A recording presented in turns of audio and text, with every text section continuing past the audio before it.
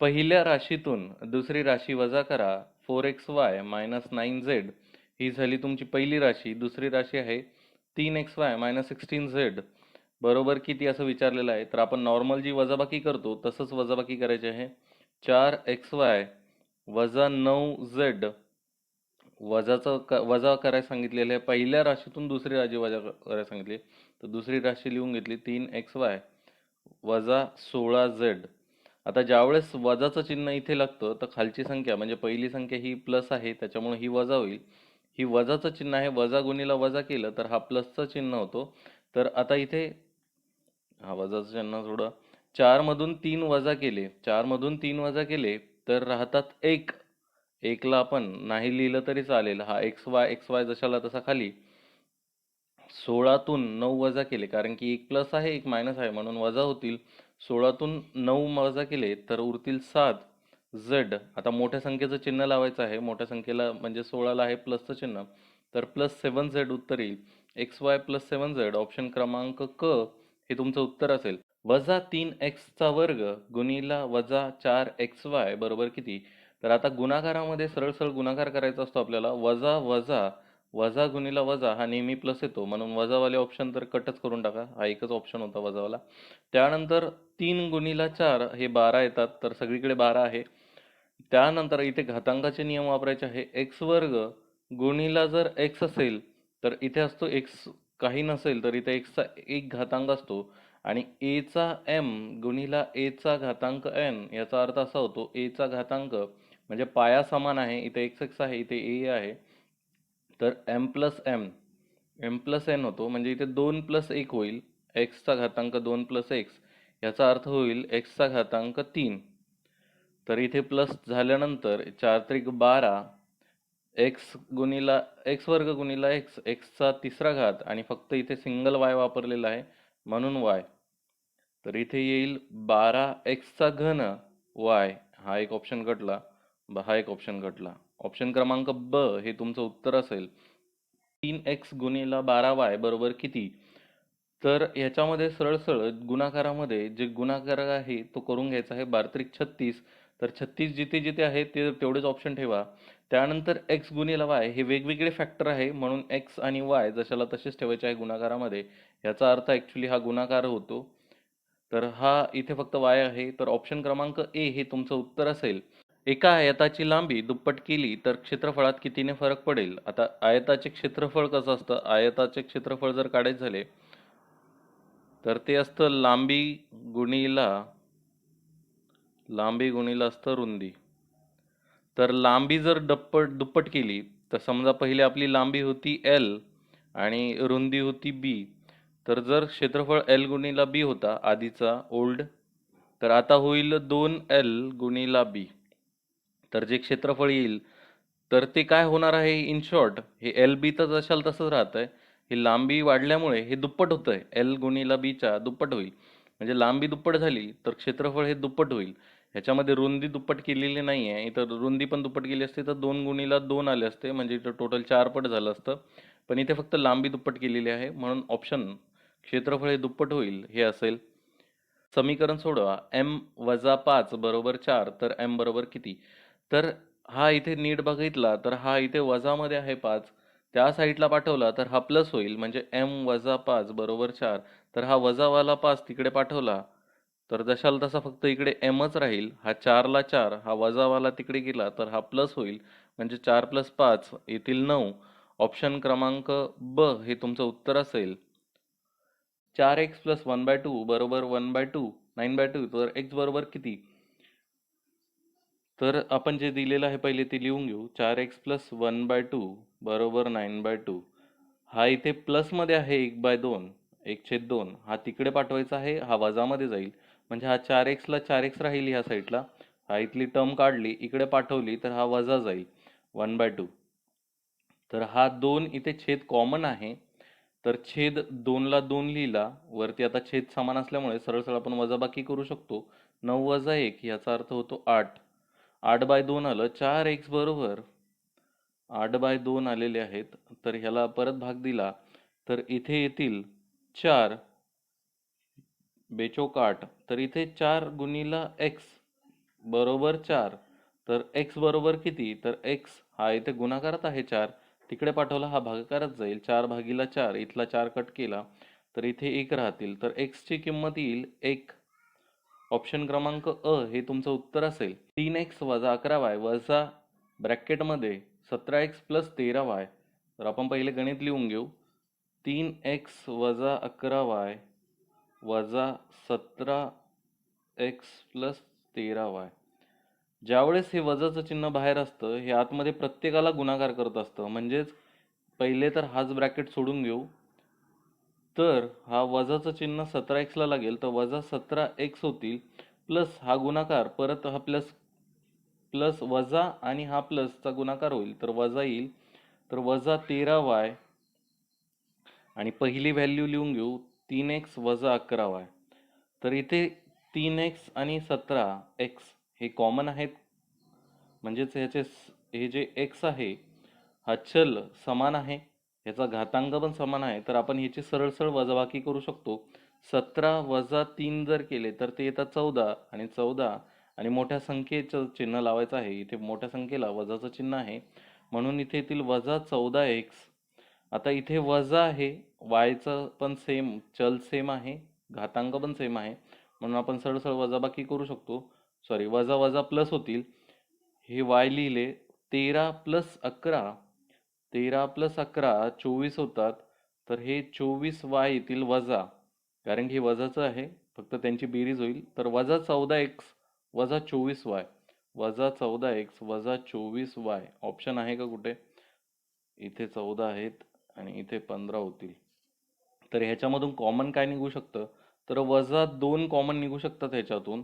तर ह्याच्यातून 2 जर कॉमन निघाले तर इथे वजा 2 ने जर ह्याला भाग दिला तर हा वजा 14x भागीला वजा 2.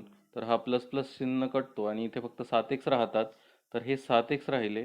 परत सेम पुढे वजा 2 जर कॉमन काढला तर वजा 24y ला वजा 2 ने भाग दिला हा वजा वजा कटेल, हा 12 राहील आणि हे y राहतील. तर प्लस 12y. म्हणून ऑप्शन क्रमांक ड हे तुमचं उत्तर असेल.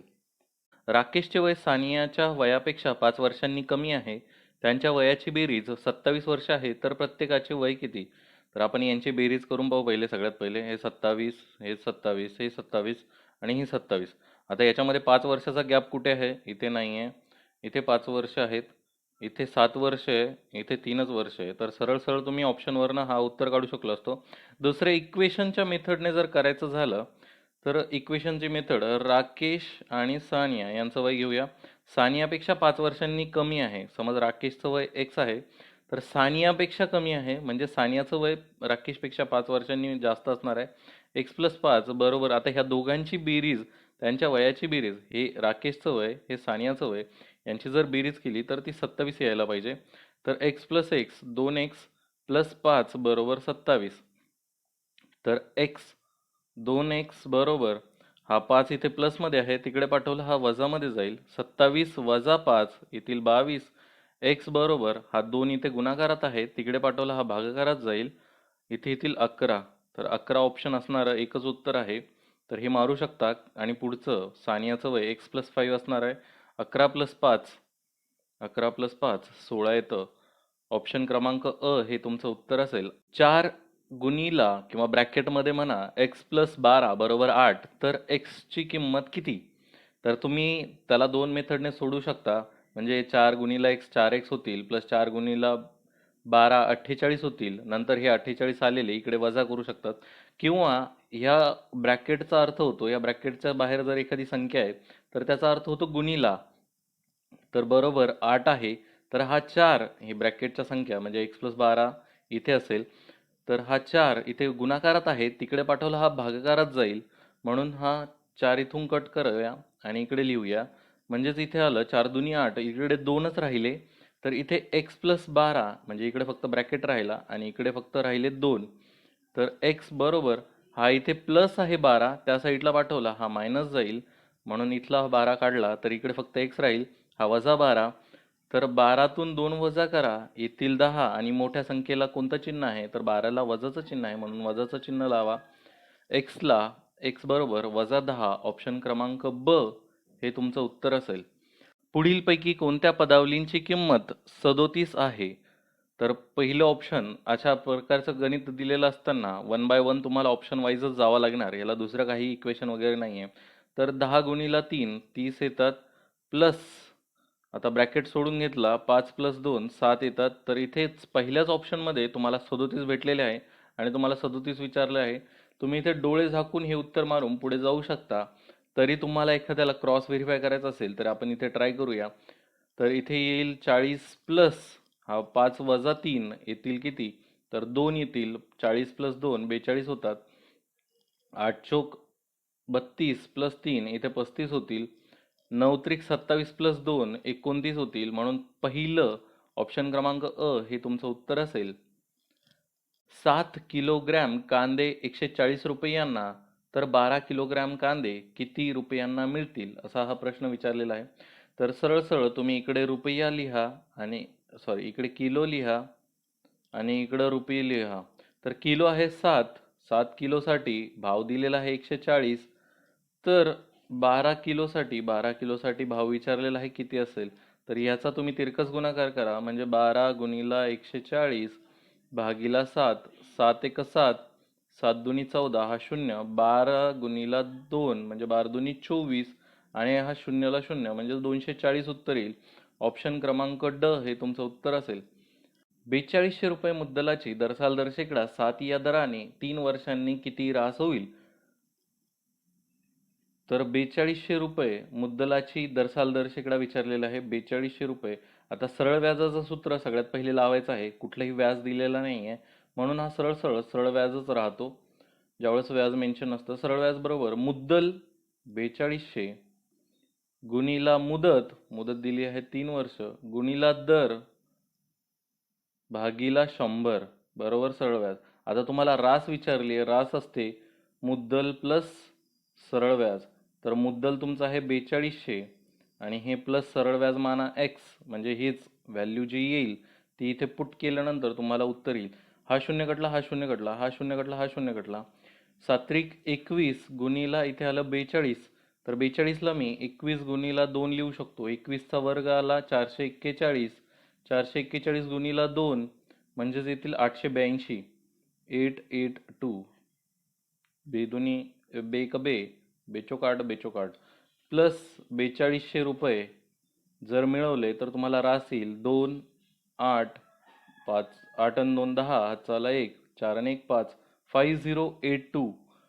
ऑप्शन क्रमांक अ 5082 एवढी रास होईल, हे तुमचं उत्तर असेल. 50 प्लस 1 ब्रॅकेट क्लोज 50 वजा 1 किती? ह्याला तुम्ही दोन पद्धतीने करू शकतात, कारण की पहिले ब्रॅकेट सोडवायचं आहे आपल्याला. 50 आणि 1 51 होतात, गुणिला 50 वजा 1 49. आता ह्याचं जर तुम्ही 9 1 9 इथे जर एकक स्थानी 9 ही संख्या बघितली तर एकक स्थानी एकाच ठिकाणी 9 हा ऑप्शन आहे, जो ऑप्शन क्रमांक ड मध्ये. हे पण उत्तर मारू शकता. किंवा दुसरा एक ऑप्शन आहे, इथे जर तुम्ही नीट बघितला 50ला ए मानला, ह्याला बी मानला, तर ए प्लस बी ए वजा बी अशा प्रकारचं इक्वेशन आहे. तर याला आपण ए वर्ग वजा बी वर्ग लिहू शकतो. म्हणजे जर 50चा वर्ग वजा 1चा वर्ग जर केला तर 50चा वर्ग येतो 2500 वजा 1चा वर्ग 50चा वर्ग 2500 कसा, तर 5चा वर्ग 25 आणि या शून्याचे 100 वर्ग होईल. म्हणजे हा ॲक्च्युली 10 गुणिला 5 पण म्हणू शकता तुम्ही.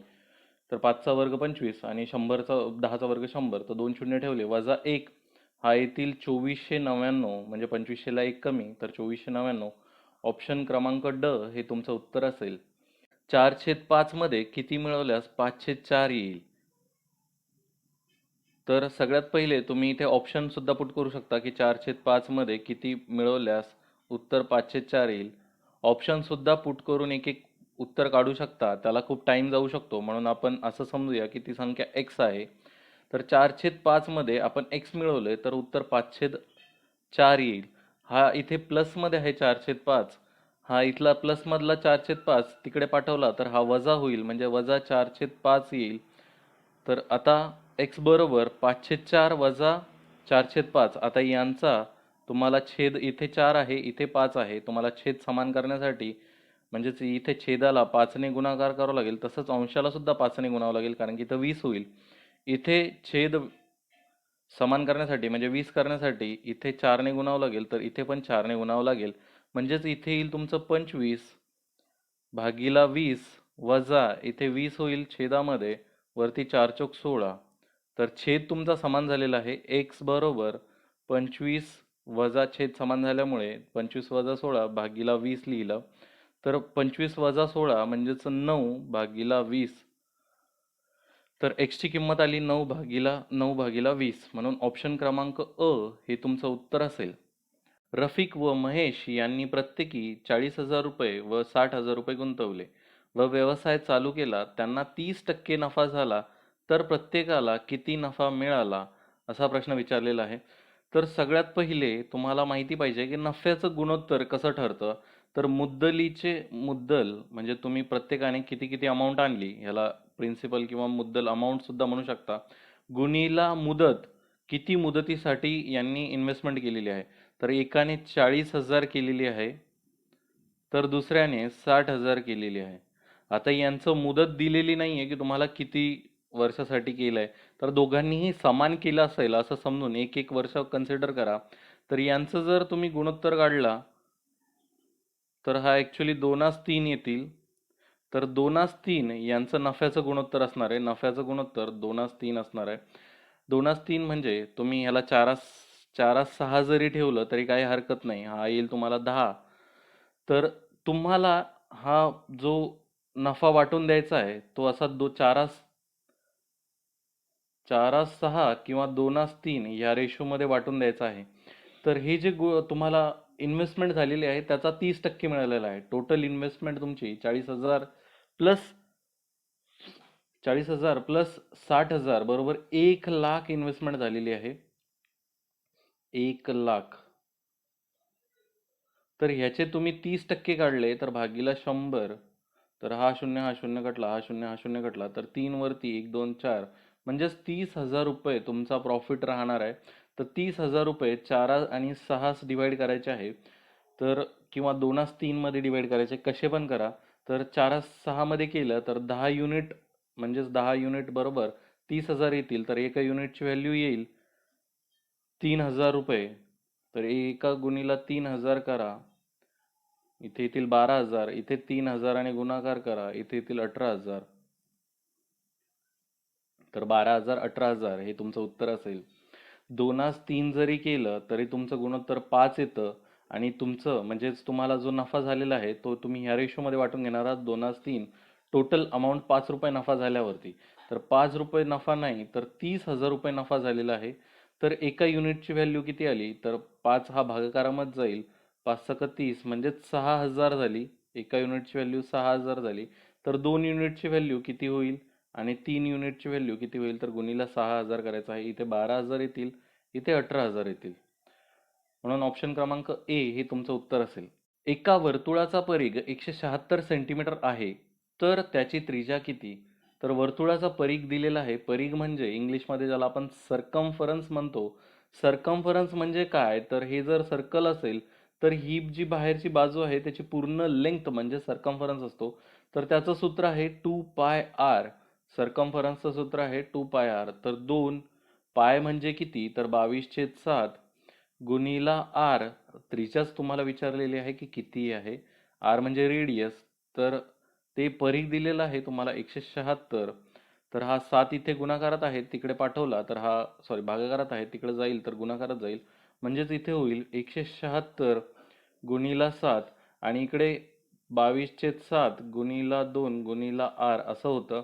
तर हा 7 ऑलरेडी गेलाय. हा 2 आणि 22 इथे गुणाकारात आहे, इकडे भागाकारात जातील. तर इथे 11ने भाग देऊया. 11 2 22. 11 1 11, खाली उरले 6. 11 6 66. इथे बे ने भाग दिला तर इथे 8 येतील. परत बे ने भाग दिला तर इथे 4 येतील. तर 4 गुणीला 7 म्हणजेच तुमची रेडियस फक्त आर इकडे राहिलेला आहे. 4 गुणीला 7 म्हणजे 28 येईल. तुमची रेडियस येईल 28 सेंटीमीटर. ऑप्शन क्रमांक ए हे तुमचं उत्तर असेल. रिया, सिया व सायलीने 30 रुपये, 70 रुपये व 50 रुपये दिले. मी त्यात 150 रुपये घातले. कागद आणून भेटकार्ड बनवले व विकून 600 रुपये मिळवले. तर आम्हाला एकूण नफा किती झाला. तर सगळ्यात पहिले नफा म्हणजे कधी होतो, तर तुमची विक्री ही जास्त असली पाहिजे खरेदीपेक्षा. विक्री वजा खरेदी किंमत. तर खरेदीसाठी टोटल किती रुपये लागलेले आहे आपण पहिले ते बघणार आहोत. तर 30 रुपये रियाने दिले, सियाने 70 रुपये दिले आणि सायलीने 50 रुपये दिले. 30 आणि 70 100 होतात प्लस 50 रुपये म्हणजेच टोटल 150 रुपये झाले. आणि 150 रुपयात मी त्यात 150 रुपये टाकले म्हणजे ह्याचा अर्थ झाला की टोटल 300 रुपये खर्च झालेले आहेत भेट कार्ड बनवण्यात. कागद आणला आणि तो भेट कार्ड बनवला. भेट कार्ड बनवताना फुकट बनवलेलं आहे कारण की स्वतः मेहनत घेतलेली आहे. आणि विकलं ते 600 रुपयाला. जर याची खरेदी झाली 300 रुपये, रॉ मटेरियल खरेदी झालं 300 रुपये आणि विक्री झाली 600ला, तर नफा किती होणार आहे? विक्री किंमत वजा खरेदी किंमत म्हणजेच 300 रुपयाचा नफा होईल. ऑप्शन क्रमांक ब हे तुमचं उत्तर असेल. 600 रुपयामध्ये 15 पेढ्या कडबा मिळतो, तर 1280 रुपयांमध्ये किती पेंढ्या कडबा मिळेल असा प्रश्न विचारलेला आहे. तर आपण सगळ्यात पहिले इथे लिहूया की पेंढ्या, इथे रुपये पहिले दिलेले आहे, तर रुपये आणि पेंढ्या. जर 600 रुपयात 15 पेंढ्या मिळाल्या आहेत, तर 1280 रुपयात तुम्हाला किती पेंढ्या मिळेल एवढंच विचारलेलं आहे. ते लिहून घेतलं की 600 बरोबर 15 पेढ्या, 1280 बरोबर किती? इथे तुम्ही तिरकस गुणाकार करायचा आहे. 15 गुणिला 1280 भागीला येतील 600. हा शून्य कटला, हा शून्य कटला. 15 का 15, 15 चोक 60, 4 एक 4, 4 त्रिक 12 आणि 4 दुनी 8 म्हणजे 32 पेंढ्या येतील. ऑप्शन क्रमांक अ हे तुमचं उत्तर असेल. वजा 96 भागीला 16 बरोबर किती असा प्रश्न विचारलेला होता. तर इथे बघितलं तर इथे वजाचं चिन्ह वरच्या साईडला आहे. भागीला 16 जर केले तर इथे एक प्लस एक वजा असेल तर हमखास एक वजाचं चिन्ह येतं. म्हणून आपण फक्त वजावालेच ऑप्शन्स ठेवलेत. 16 एका 16, 16 सकी 96.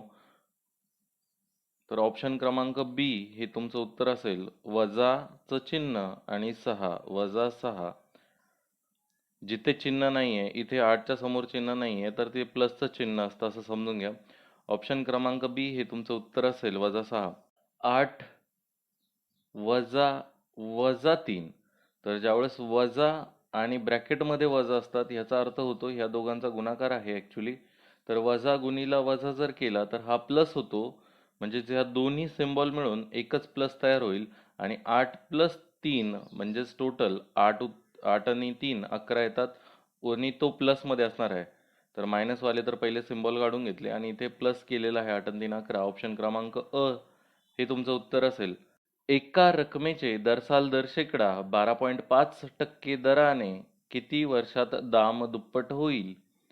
तर जेव्हा केव्हा तुम्हाला दाम दुप्पट किंवा तिप्पट देण्यात आलेले असेल किंवा कितीही पट दिलेलं असेल, समजा ज्यावेळेस कुठलीही अमाऊंट दाम दुप्पट केव्हा होईल? ज्यावेळेस तिचा सरळ व्याज म्हणजेच इथे कुठलंही व्याज दिलेलं नाहीये, त्याचं व्याज जे सरळ व्याज आहे ते मुद्दली एवढं मिळेल त्यानंतरच ती दामदुप्पट होईल. तर समज जर मी म्हटलं की माझी मुद्दल पी होती, आता माहिती नाही काय आहे पी.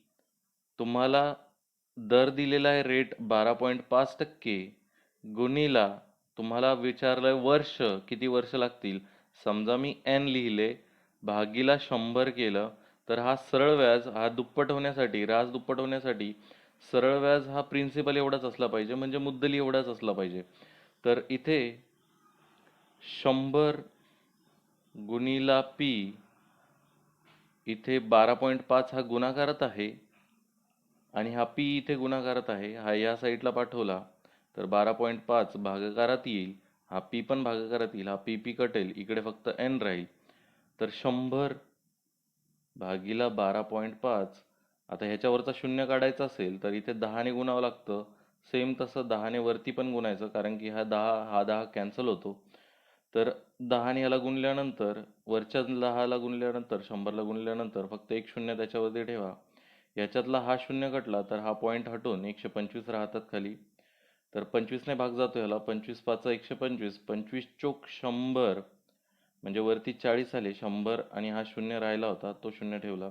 5 एक 5, 5 48 म्हणजे एन ची किंमत किती आली म्हणजे नंबर ऑफ इयर्स तुम्हाला किती मिळाले तर 8 वर्ष मिळालेले आहे. ऑप्शन क्रमांक अ हे तुमचं उत्तर असेल. वजा 1000चे घनमूळ किती?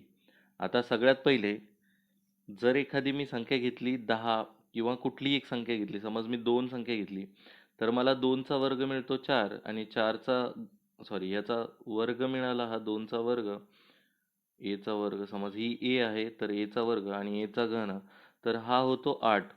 जर मी -2 घेतला तर हा ॲक्च्युली -2 गुणिला -2 म्हणजे हे 2 वजा वजा गुणाकारात आले तर हे प्लस होतात आणि 4 प्लसमध्ये येतील म्हणजेच -2 असतील तर हा प्लस होईल.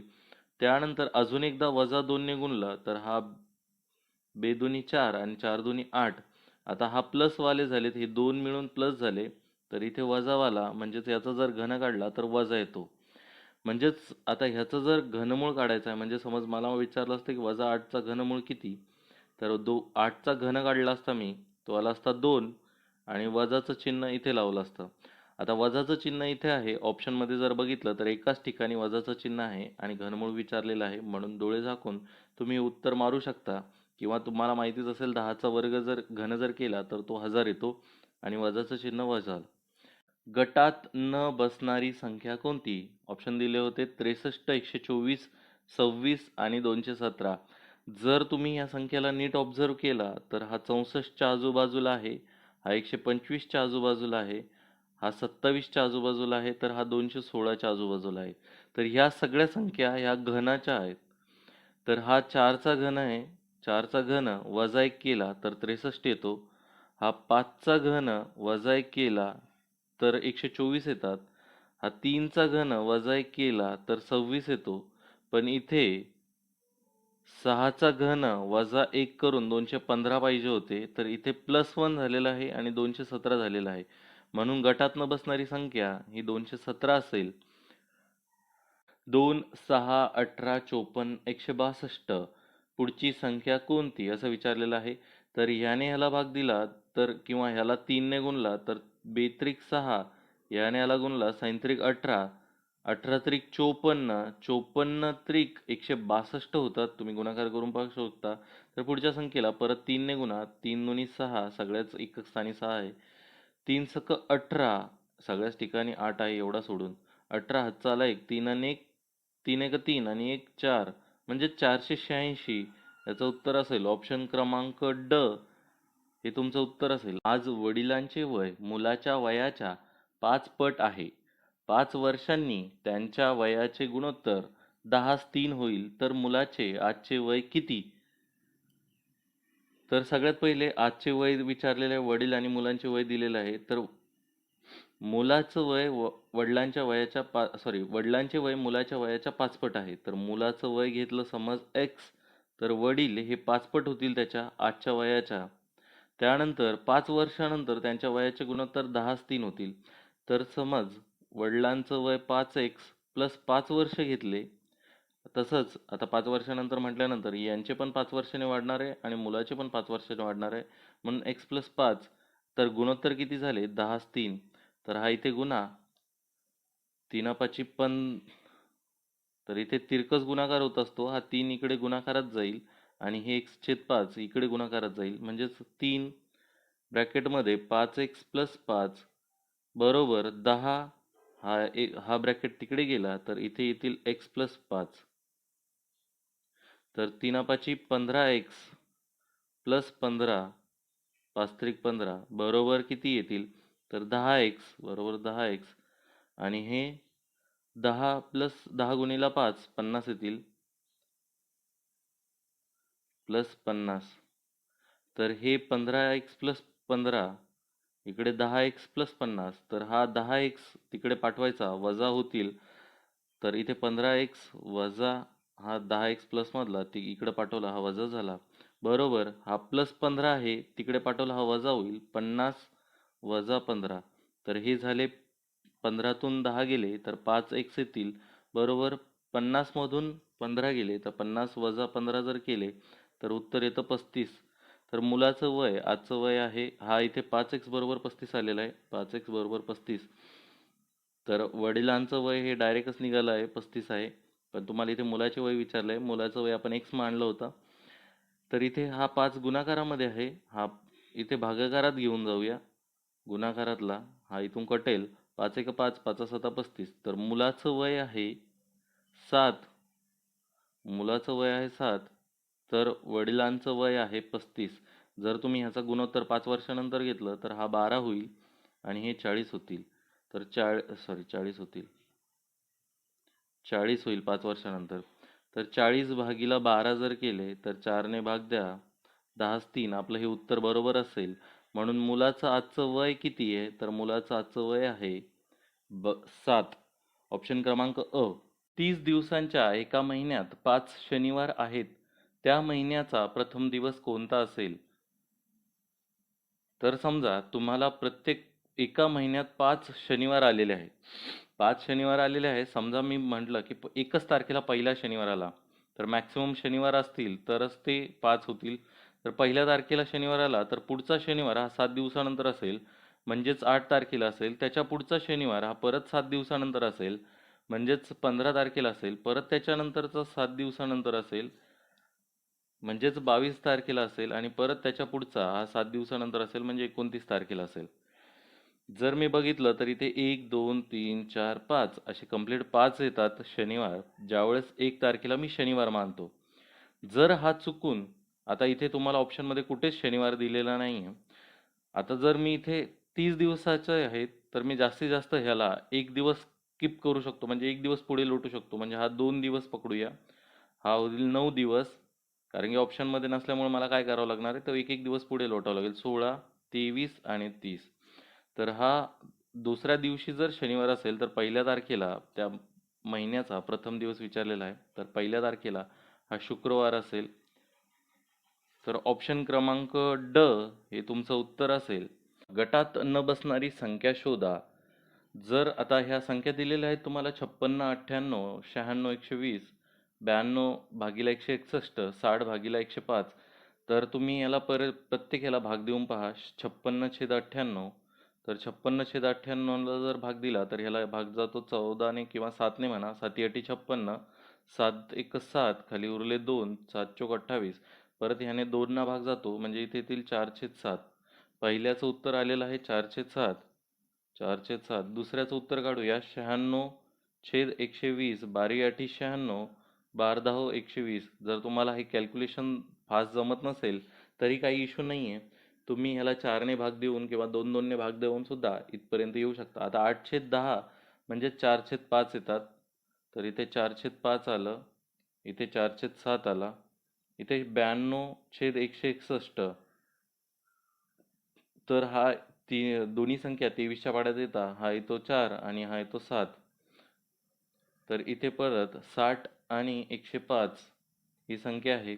तर 15 चोक 60 आणि 15 साती 105. तर इथे सगळ्यांची व्हॅल्यू 4/7 4/7 आलेली आहे. याचीच व्हॅल्यू 4/5 आलेली आहे. म्हणून ऑप्शन क्रमांक ब हा गटात बसत नाहीये. हे तुमचं उत्तर असेल. 2 5 11 23 आणि पुढची संख्या विचारलेली आहे काय असेल. तर याच्यामध्ये तुम्ही जर नीट बघितलं तर इथे 3चा फरक आहे, इथे आहे 6चा फरक, इथे आहे 12चा फरक. तर इथे जर ही पण संख्या बघितली तर 2 + 1 3, 5 + 1 6, 6 या दोघांची बेरीज केली तर 12, 11 + 12 11 + 12 23 येतात. तसंच 23 + 24 इथे 47 यायला पाहिजे होते, जर हे लॉजिक बरोबर असेल. अन्यथा इथ्यात एकही ऑप्शन 47 नाही आहे. पण दुसरं एक लॉजिक लागू शकतं, पण मला वाटतं हा प्रश्नच चुकीचा आहे. 99% हा प्रश्न चुकीचा आहे, जो रद्द व्हायला पाहिजे. अन्यथा एक लॉजिक असं लागू शकतं याला, की ही मूळ संख्या आहे, त्यानंतर 5 ही मूळ संख्या आहे, 11 ही मूळ संख्या आहे, 23 ही मूळ संख्या आहे, त्यानंतर येणारी संख्या ही सुद्धा मूळ असायला पाहिजे. आणि या सगळ्या सम संख्या आहेत ज्या मूळ नसतात कधीच, एक्सेप्ट 2. तर आपलं उत्तर असायला पाहिजे क 71, जी विषम संख्या आहे आणि मूळ पण संख्या आहे. गटात न बसणारे इसवी सन कोणते? जर तुम्ही व्यवस्थित बघितलं तर हे सम आहे, हे सम आहे, हे सम आहे. तर हे एक तर विषम संख्या आहे, तर हे गटात न बसणारी संख्या आहे. तसंच चुकून जर इथे 2012 असलं असतं, इथे 11 होते, 2012 असले असते तर कोणतं कुठली संख्या असली असती जी गटात नसती बसली, तर ती असली असती 1900. कारण की 1900 हे लीप वर्ष नाही आहे. लीप वर्ष काढण्यासाठी जिथे डबल झिरो असतात तिथे 400ने भाग द्या आणि बाकीच्या संख्येला जिथे डबल झिरो नाही आहेत तिथे 4ने जायला पाहिजे. तर ह्याला 4ने भाग जातो कारण की 4ची कसोटी सांगते. ह्याला पण 4ने भाग जातो. इथे 12 असले असते तर इथे पण 4ने भाग गेला असता. त्या केसमध्ये 1900 ही गटात न बसणारी संख्या असली असती कारण की तो लीप इयर नसता. तर इथे एकच आहे जे विषम वाटतंय. ह्या केसमध्ये तुमचं उत्तर डच असणार आहे, ऑप्शन क्रमांक ड. एका रांगेतील मधल्या मुलाचा क्रमांक 17 आहे, तर त्या रांगेत एकूण किती मुले आहेत? इथे थोडंसं मिस्टेक झालेली आहे, एकूण पाहिजे होते. तर मधले मुलं, समज आता मी म्हटलं की एका रांगेत फक्त 5च मुलं आहेत, सॉरी एकाचा क्रमांक आहे तिसरा, विषम संख्या घेऊया.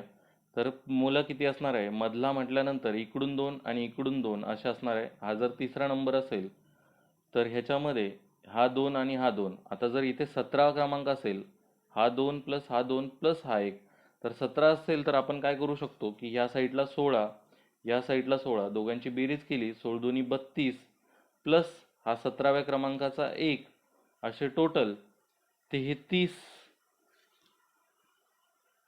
विद्यार्थी असतील किंवा मुले असतील. ऑप्शन क्रमांक अ हे तुमचं उत्तर असेल. राजू, संजू व विजू यांच्या वयाची सरासरी 16 वर्ष आहे. राजू व संजू यांच्या वयाची सरासरी 14 वर्ष आहे. तर विजूचे वय किती? आता तिघांची सरासरी दिलेली आहे वयाची, राजू, संजू आणि विजू, RSV असं पकडूया आपण, की तिघांच्या वयाची सरासरी दिलेली आहे. तर सरासरी आपण तिघांच्या वयाची बेरीज भागीला किती जण आहेत, तर 1 2 3, 3 जण आहेत म्हणून भागीला 3 बरोबर सरासरी दिलेली आहे 16. तर यांची बेरीज किती येईल?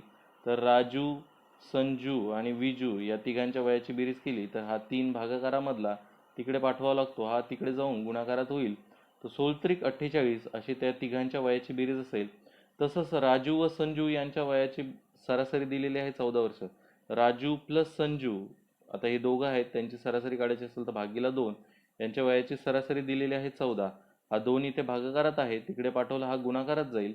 तर राजू प्लस संजू यांचं वय तुम्हाला किती मिळालं आहे? 14 दुनी 28. तर 28 राजू प्लस संजू प्लस विजू बरोबर आहे 48. त्यापैकी राजू आणि संजूचे वय 28 आहे. तर तुम्हाला फक्त विजूचे वय काढायचे आहेत. तर बरोबर राजू संजू प्लस विजूचे वय 48. तर विजू बरोबर हा 28 इथे प्लसमध्ये आहे ह्या साईडला, तिकडे पाठवला हा मायनसमध्ये जाईल, वजा 28 येईल. तर विजूचे वय किती येईल? 8तून 8 गेले 0, 4तून 2 गेले 2, म्हणजेच विजूचं वय येईल 20. ऑप्शन क्रमांक अ हे तुमचं उत्तर असेल. संख्या श्रेणी मध्ये चुकीचं संख्या ओळखा. तर ही श्रेणी दिलेली आहे 3 7 16 32 56 93 142. तर ह्याच्यामधला डिफरन्स जर काढला आपण तर तो फरक आहे 4चा. इथे फरक काढला हा आला 9चा, इथे फरक काढला हा 16चा. तर इथे तुम्ही सिक्वन्सने पाहत जा की हा 2चा वर्ग आहे, 3चा वर्ग आहे, 4चा वर्ग, पुढचा यायला पाहिजे 5चा वर्ग. म्हणजेच इथे प्लस, म्हणजे यांच्यामध्ये हा ॲड केला तर 7 आले, ह्याच्यामध्ये हा ॲड केला तर 16 आले, 16मध्ये 16 ॲड केले 4चा वर्ग तर 32 आले, 32मध्ये 5चा वर्ग म्हणजे 25 ॲड केल्यानंतर इथे यायला पाहिजे होते 57. 57 नंतर जर आपण पुढचे पण एक सिरीज ट्राय करूया की बरोबर आहे का. जर 36 ॲड केले, 6चा वर्ग ॲड केला तर 36 येतात. 6 7 57 प्लस 36, 6 7 13, चला 1, 5 आणि 4 9 येतात 93, हे पण बरोबर आहे. तर ह्याच्यानंतर 49 बघूया ॲड करून. 93 प्लस 49, इथे 3 आणि 2 चला 1, 9 आणि 3 12, चला 1, 9 4 13 आणि प्लस हा 1 14, 142. म्हणून इथली चुकीची सिरीज आहे 56. इथे 57 पाहिजे होते. ऑप्शन क्रमांक क हे तुमचं उत्तर असेल. गटात न बसणारी संख्या निवडा. ऑप्शन दिले होते 276, 184, 232, 69. तर बघता क्षणी असं वाटतं की हे सगळ्या समसंख्या आहेत आणि एकटी विषम संख्या आहे, पण हे लॉजिक इथे काम करत नाही. कारण सांगतो मी तुम्हाला, जर तुम्ही 69 बघितली, सगळ्यात छोटी संख्या आहे, ह्याच्या एकदा फॅक्टर पाडा, 23 आणि 3 येतील. म्हणजेच याच्यामध्ये 23 आणि बाकीच्या समसंख्या आहेत, ह्याच्यात सुद्धा काही साधर्म्य आहे का ते बघून घेऊ आपण. 276 एक संख्या आहे, त्याला आपण 23 ने भाग देऊन पाहू. 23 एक 23, 23 एक 23, खाली उरले 4, 23 दुनी, आता इथे 46 झाले, 23 दुनी 46, म्हणजेच इथे 23 गुणीला 3, इथे 23 गुणीला 12, तर इथे 184 ला बघूया 23 ने भाग जातो का. तर इथे 4 आहे, तर 8 ने मल्टिप्लाय करून पाहू. 8 त्रिक 24, हातचे आले 2, 8 दुनी 16 आणि 2 18 होतात, तर 184, म्हणजेच 23 गुणीला 8 हा झाला. आणि इथे 232 आहे, जर इथे 230 असलं असतं तर ह्याला 23 ने भाग गेला असता. इथे 2 बाकी राहतील, म्हणजे 23 ने ह्याला निशेष भाग जात नाही, म्हणून तुमचं उत्तर असेल गटात न बसणारी संख्या ज्याला 23 ने भाग जात नाही, ऑप्शन क्रमांक ड हे तुमचं उत्तर असेल. आपल्या दोन संख्यांचा संबंध लक्षात घेऊन प्रश्नचिन्हाच्या ठिकाणी येणारी संख्या शोधा. 6चा जो संबंध 15शी आहे, अशी कोणती संख्या आहे ज्याचा संबंध 18शी येईल. तर इथे मी लॉजिक लावून पाहिलं, 3 गुणीला 2 केले आणि इथे 3 गुणीला 5 केले, तर इथे 3 गुणीला 6 आहेत, तशी संख्या इथे कुठेच नाही आहे पाहायला गेलं तर.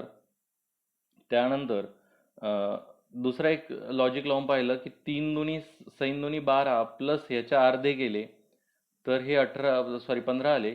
तर अशी कोणती संख्या आहे ज्याच्या अर्धे करून, म्हणजे गुणीला 2 करून प्लस त्याची अर्धी केली तर 18 येतील. तर 7 दुनी 14, त्याचे अर्धे केले तर 3.5 होतात, म्हणजे ते 18च्या आसपास पोहोचतात, पण 18 होत नाही. इथे 8 ने जर मल्टिप्लाय केलं, 8 दुनी 16 प्लस 4 केले तर 20 यायला पाहिजे होते, पण हे पण नाही येत. मग दुसरं एक लॉजिक लावून पाहिलं की 5 प्लस 1 केला तर हा 6 येतो, जर 8 प्लस 1 केला तर हा 9 यायला पाहिजे, म्हणजे ऑप्शन क्रमांक क हे त्याचं उत्तर असेल 9. प्रश्नचिन्हाच्या ठिकाणी येणारी संख्या शोधा. 1, 9, 25, 49, क्वेश्चन मार्क, 121. जर तुम्ही हे नीट बघितलं तर हा 1चा वर्ग आहे, 3चा वर्ग आहे, 5चा वर्ग आहे, 7चा वर्ग. 1, 3, 5, 7 हा 11चा वर्ग आहे, तर मध्ये एकच संख्या मिसिंग आहे, विषम संख्या, जी आहे 9. तर 9चा वर्ग जर केला तर तो येतो 81. ऑप्शन क्रमांक ब 81 हे तुमचं उत्तर असेल. एका पंख्याची छापील किंमत 2500 रुपये आहे. दुकानदाराने ₹12 सूट दिली तर किती रुपयात पंखा विकला. तर आता ₹12 सूट दिली ह्याचा अर्थ होतो की त्याने 12% सूट दिली. तर 12% सूट दिली म्हणजे 100वरती ₹12 कमी घेतले तर त्याने 88ला विकला असेल. जर त्याची खरेदी ₹100 असेल तर त्याने 88ला विकला असेल. तर ह्या लॉजिकवरती तुम्ही सोडू शकता की 100 बरोबर 2500, तर 88 विचारलं आहे, 88 बरोबर किती, तर याचा तिरकस गुणाकार केला तर तुम्हाला उत्तर मिळेल 2500 गुणिला 88 भागिला 100. हा शून्य हा शून्य हा शून्य कटला. 25 गुणिला 88, 25 25 आठ 200, हातचे आले 20, 25 आठ 200 प्लस 20 येतील 220, म्हणजेच 2200 हे उत्तर येऊ शकतं. दुसरा एक ह्याला पर्याय असा आहे की 12%, टक्क्याचाच अर्थ होतो प्रति 100, 12 भागिला 100, तर ह्याला 4 ने भाग जातो, म्हणजे 3/25 येईल. म्हणजेच जर त्याची खरेदी किंमत 25, छापील किंमत 25 असेल तर 25 वरती ₹3 सूट दिलाय त्याने, तो विकलाय त्याने 22ला. तर 25 बरोबर दिला आहे त्यांनी 2500, 25 बरोबर 2500, तर 22 बरोबर किती येईल, तर 22 बरोबर 25 वरती 2 शून्य आहे, 22 वरती 2 शून्य येईल. किंवा तिसरं एक लॉजिक, जर तुम्हाला 88 किंवा 22 पैकी कुठली एक संख्या काढायची होती, तर जर तुम्ही इथे नीट बघितलं तर हा 11च्या पाड्यात येतो. या दोन्ही संख्या 11च्या पाड्यात येतात. 11च्या पाड्यात येतात म्हणजे तुम्हाला 11ची कसोटी माहिती असणं गरजेचं आहे. तुम्ही न सोडवता सुद्धा हा प्रश्न सोडू शकतो. तर कसोटी असते की अल्टरनेट नंबर, सम व विषम संख्या, सम व विषम स्थानच्या संख्या. आता ह्या दोन संख्या, समज 2 आणि 0, या दोन संख्यांची बेरीज करायची आहे, तसंच ह्या दोन संख्यांची बेरीज करायची आहे आणि त्यांची वजाबाकी करायची आहे. 2 प्लस 0 2 येतात आणि 0 1 प्लस 0 1 येतात, तर 2 वजा 0 1 येतो. आयदर संख्यामध्ये 0 यायला पाहिजे किंवा 11 यायला पाहिजे किंवा 11च्या पटीतली संख्या यायला पाहिजे, त्यावेळेस 11ने त्या संख्येला निशेष भाग जातो. तर या संख्येला 11ने भाग जात नाही, म्हणून ही संख्या उत्तर नाही. त्यानंतर 2 + 5 7 आले, वजा हा 2 + 0 2 येतात, 5 आला, इथे 0 किंवा 11 नाही, या संख्येलाही 11 ने भाग जात नाही. इथे 2 + 0 2 येतात, इथे 2 + 0 2 येतात, म्हणजे 2 - 2 0 येतात, म्हणून हे उत्तर असण्याचे चान्सेस आहेत, फक्त चान्सेस आहेत. पुढचं पण एकदा ऑप्शन ट्राय करून पाहू. 2 + 8 10 येतात, वजा 4 - 8 4 + 8 12 येतात. तर ह्या दोघांमधून वजाबाकी केली तर 2 येतं. तर इथे वजाचं चिन्ह घ्यायची गरज नाही आहे, फक्त 2 ला 11 ने भाग जात नाही, म्हणून तुमचं उत्तर, तुम्ही तीनही मेथडने कसंही उत्तर काढलं तर 2200 हे उत्तर येतं. 2A + 6B + 8C आणि 16A + 13C + 18B. आता इथे फक्त ABC ज्या ज्या टर्म्स आहेत ते त्याच्या खाली लिहून घेऊ, की कुठल्या दोन टर्म्स ॲड करायच्या आहेत. तर हा ए वाली टर्म्स ह्याच्या खाली लिहून घेऊ, 16A प्लस आता बी वाली टर्म्स कोणती आहे, 18B आहे, प्लस 18B प्लस 8C आहे, तर त्याच्या समोरची 13C लिहून घेऊ. तर ह्या समोर समोर लिहिल्यानंतर यांची सरळ सरळ बेरीज करायची आहे. 16 + 2 18A, तर 18A सगळीकडे आहे. त्यानंतर 6 + 18 6 + 18 होतात 24 प्लस 24B. 24B कुठे आहे,